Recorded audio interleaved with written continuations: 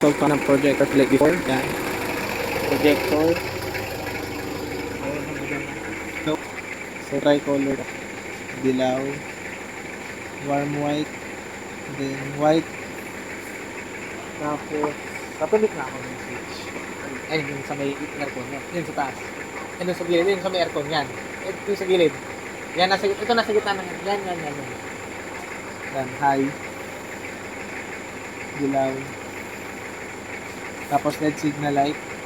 Kabilaan. Pati likod. Yan. At ito sa unahan, LED na rin yung buzzer, ano?